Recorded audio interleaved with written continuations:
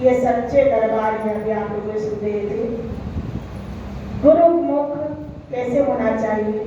जो गुरु की आज्ञा में रहते हैं वो अपने बुद्धि को नहीं लगाते, कहते हैं गुरु मुख बुद्धि से परे।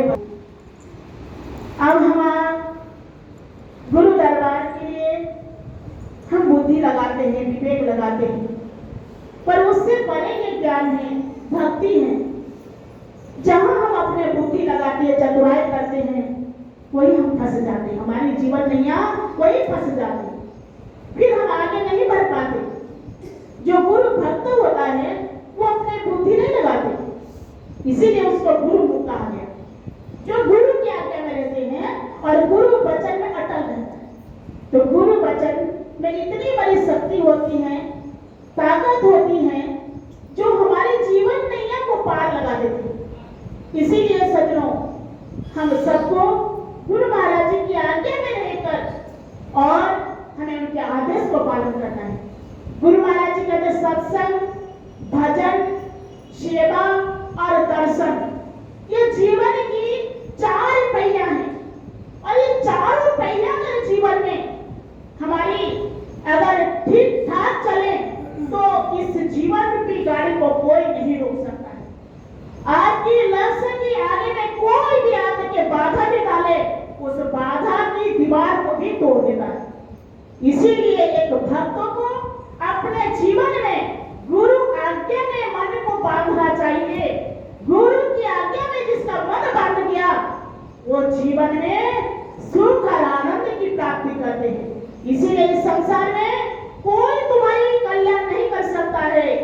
हम दूसरों को भरोसा करते हैं, ये भी एक दिन दुख में तुम्हारे साथ नहीं देगा।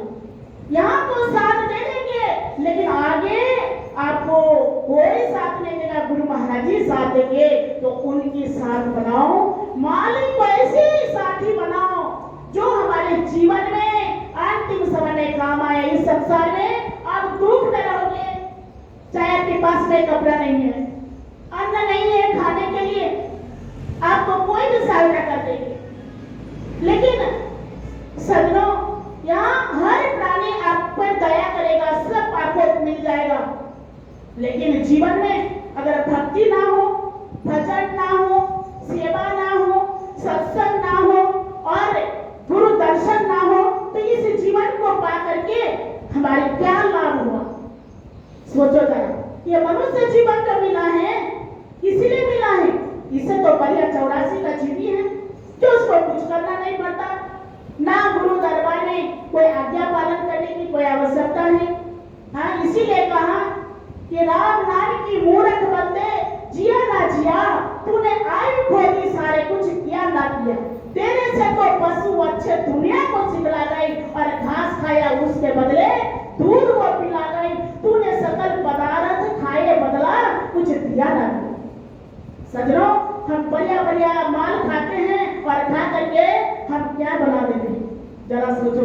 लेकिन पशु घास खा करके उनकी हर चीज काम आती है, खेत में डालने के लिए खाद भी बन जाती है, उनकी चमड़े की डोरे बन जाते हैं, उनकी दूध पीते हो, घी बना कर भगवान के आगे में जोत चलाते हो, लेकिन हमारी क्या काम आएगा? फिर भी ये मनुष्य जीवन की इतनी बड़ी महिमा है कि हमारे वेद शास्त्र साधु संत महापुरुष लागे बड़े बाग मनुष्य तन पावा, सुर दुर्लभ सत्य ग्रंथ गावा, साधन धा मोक्ष कटोरा, पाई ना चाहिए पर लोक।